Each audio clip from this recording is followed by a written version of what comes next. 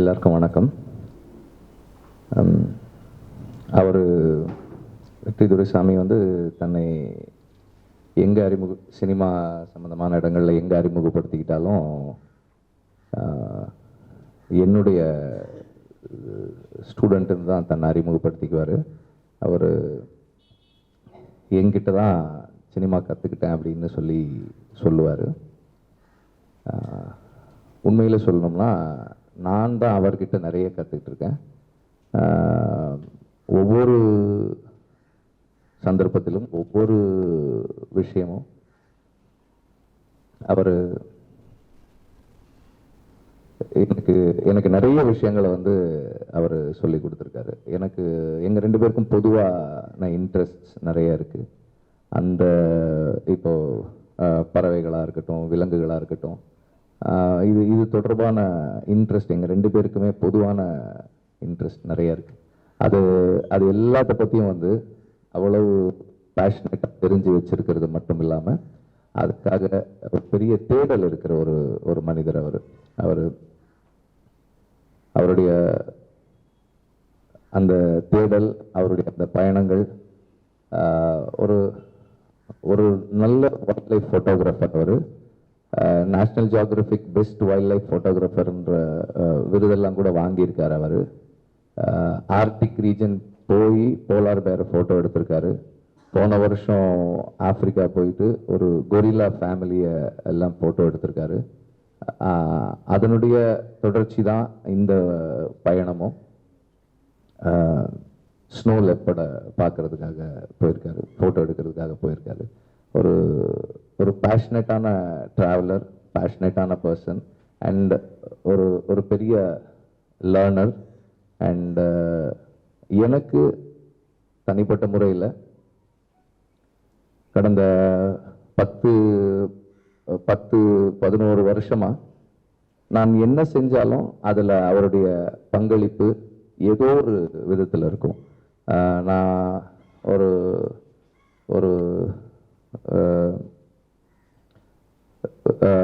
இப்போ இந்த இடத்துல இப்படி ஒரு சின்னதாக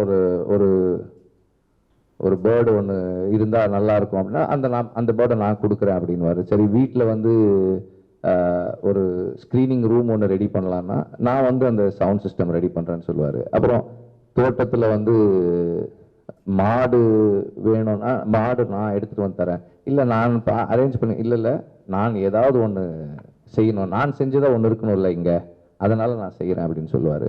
அந்த மாதிரி நான் செய்கிற ஒவ்வொரு விஷயத்துலையும் அவரோட பங்களிப்பு எப்போதுமே இருந்துக்கிட்டே இருந்திருக்கு. அதனுடைய உச்சமாக தான் வந்து நாங்கள் ஐஏஎஃப்சி பண்ணுறோன்னு டிசைட் பண்ணதுக்கப்புறம் அவர் எந்த ஹெசிடேஷனுமே இல்லாமல் இங்கே பண்ணிக்கலாம் அப்படின்னு சொன்னார். ஃபாதர் சொன்ன மாதிரி அவர் இதை சொல்லலைன்னா இன்னும் எவ்வளோ காலம் ஆயிருந்திருக்கும்னு தெரியல இதை தொடங்குறதுக்கு.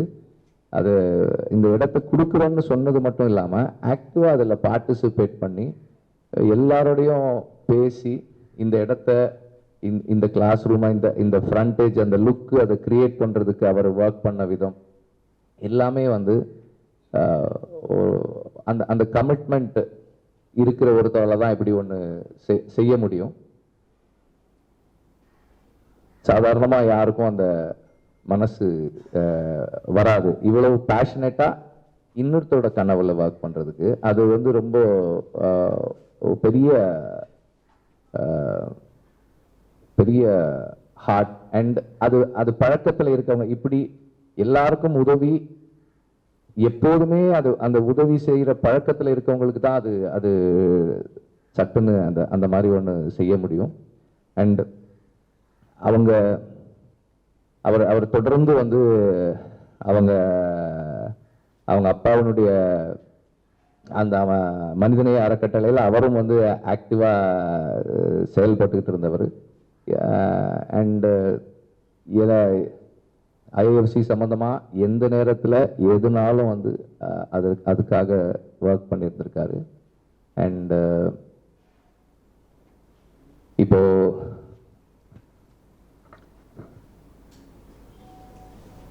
Is a very warm person. எப்போதுமே வந்து சிரிச்சுக்கிட்டே இருக்கிற ஒரு மனிதர்.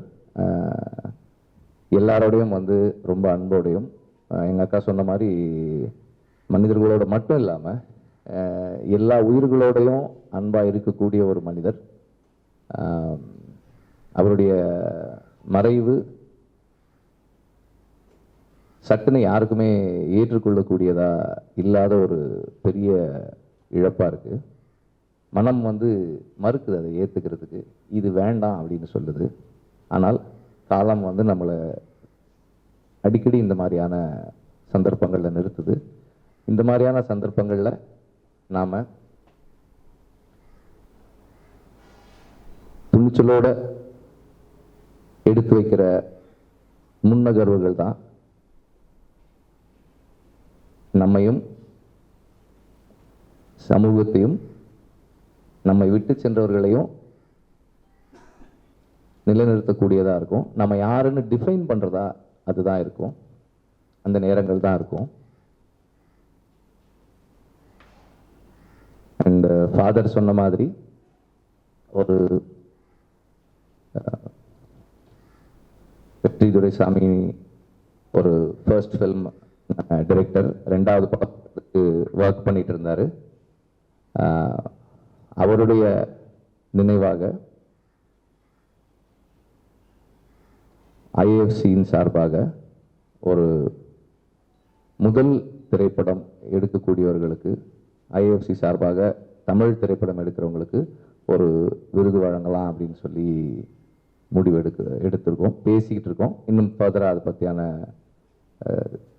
தெளிவான விஷயங்களை கொடுப்போம்.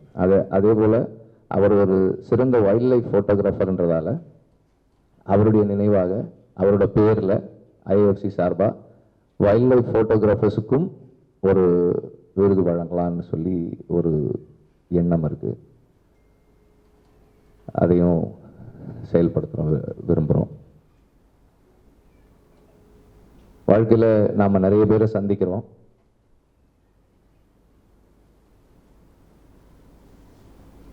நிறைய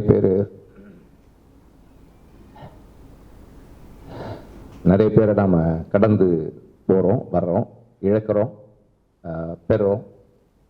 ஒருத்தர் சிலரோட மறைவு தான் நம்மள கொஞ்சத்தை எடுத்துகிட்டு போயிடுது. We lose a part of ourselves in someone's death. அப்படியான ஒரு மறைவு தான் வெற்றி துரைசாமியுடைய மறைவு எனக்கு. நன்றி.